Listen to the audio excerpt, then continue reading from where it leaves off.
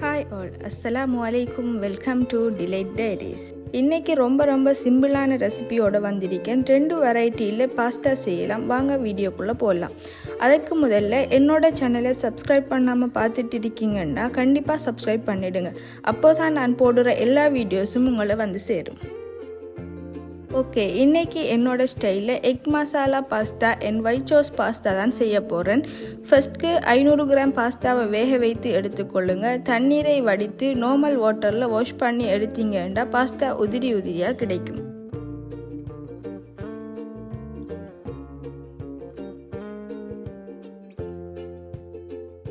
Egg masala pasta செய்கிறதுக்கு ஒரு medium size வெங்காயம் நல்லா ஸ்லைஸ் பண்ணி எடுத்திருக்கிறேன்.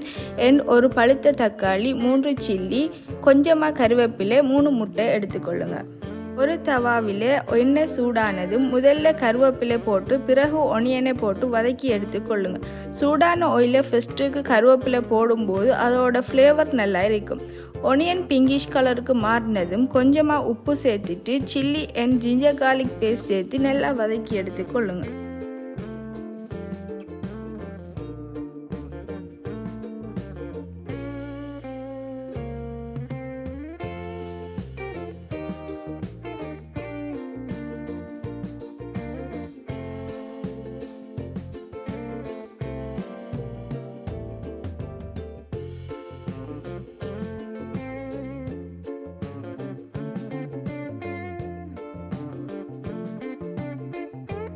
அதற்கு பிறகு தக்காளி சேர்த்து நல்லா வதக்கினது மசாலா பவுடர்ஸ் ஆட் பண்ணிக்கலாம். 1/2 டீஸ்பூன் மஞ்சத்தூள், 2 teaspoon chilli flakes, 2 teaspoon chilli powder, 1/2 teaspoon நச்சீரகத்தூள், 1/2 டீஸ்பூன் பெப்பர் போட்டு நல்லா சோட்டே பண்ணி எடுத்துக்கொள்ளும்.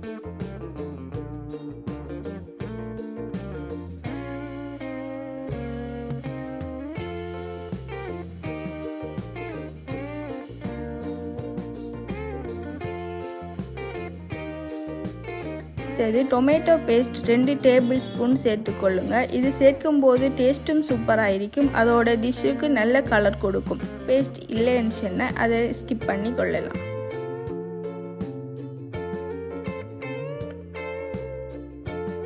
அதுக்கு பிறகு 3 முட்டையை உடைத்து ஊதிட்டு தேவையான அளவு உப்பும் சேர்த்து மிக்ஸ் பண்ணி கொள்ளுங்க. அதோட 1-2 டேபிள் ஸ்பூன் டொமேட்டோ சாஸும் சேர்த்து கொள்ளுங்க.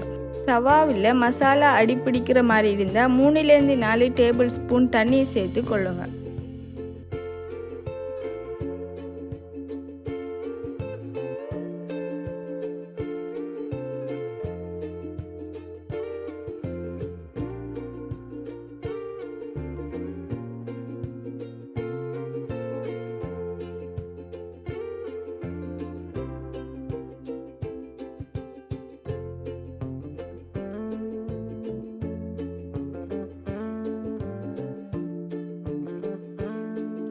மசாலா ரெடி ஆனதும் வேக வைத்த பாஸ்தாவை மிக்ஸ் பண்ணி எடுத்தீங்கன்னா பர்ஃபெக்டான எக் மசாலா பாஸ்தா ரெடி. சீஸியாக வேணுமென்றவங்க சீஸ் ஆட் பண்ணிக்கொள்ளலாம், இன்னும் சூப்பராக இருக்கும்.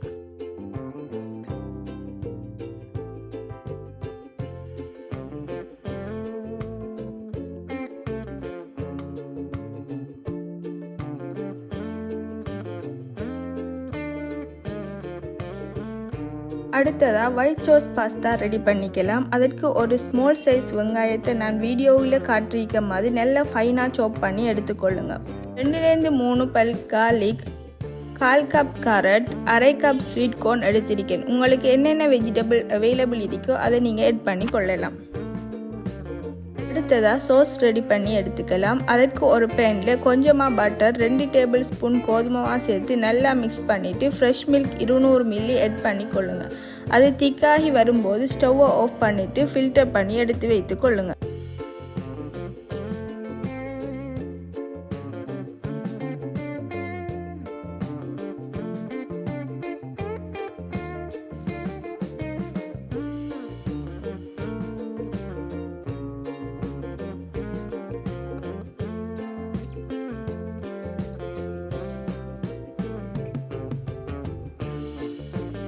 அடுத்ததாக 2 டேபிள் ஸ்பூன் பட்டர் அல்லது ஆயில் சேர்த்துட்டு சாப் பண்ண கார்லிக் ஆனியன் போட்டு நல்லா மிக்ஸ் பண்ணி எடுத்துட்டு கரட் கோன் எல்லாத்தையும் சேர்த்து நல்லா வதக்கி எடுத்துக்கொள்ளுங்க.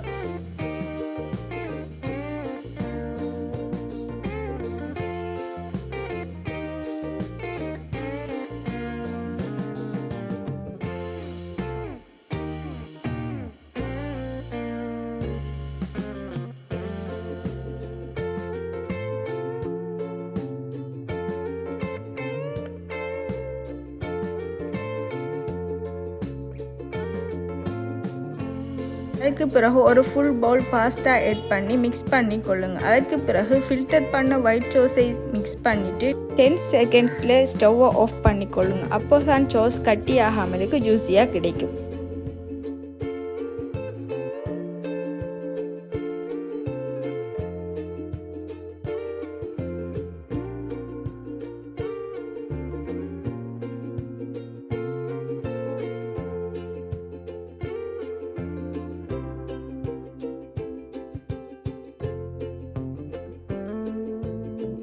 பிறகு 1 டீஸ்பூன் சில்லி ஃப்ளேக்ஸ், அரை டீஸ்பூன் பெப்பர், கொஞ்சமாக ஒரிகானோ அல்லது இட்டாலியன் ஹெர்ப்ஸ் ஆட் பண்ணி மிக்ஸ் பண்ணி கொள்ளுங்க. சீஸியாக வேணுமென்றவங்க மொசரெல்லா சீஸ் இல்லைன்னா உங்கள்கிட்ட அவைலபிலிட்டிக்கு எந்த சீஸ் வேணாலும் யூஸ் பண்ணி கொள்ளலாம். சீஸ் ஆட் பண்ணிவிட்டு மூடி வைத்தால் அந்த ஹீட்லேயே சீஸ் மெல்ட் ஆகிடும். அதற்கு பிறகு சர்வ் பண்ணி வைக்கலாம்.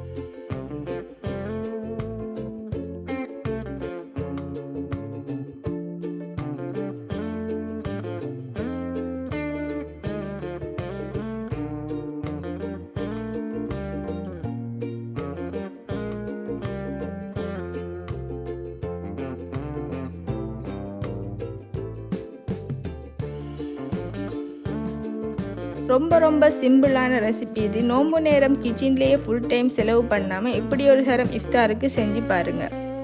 கண்டிப்பாக இந்த ரெசிபி உங்களுக்கு பிடிச்சிருக்குன்னு நினைக்கிறேன். பிடிச்சிருந்தா கண்டிப்பாக கமெண்டில் ஷேர் பண்ணுங்கள்.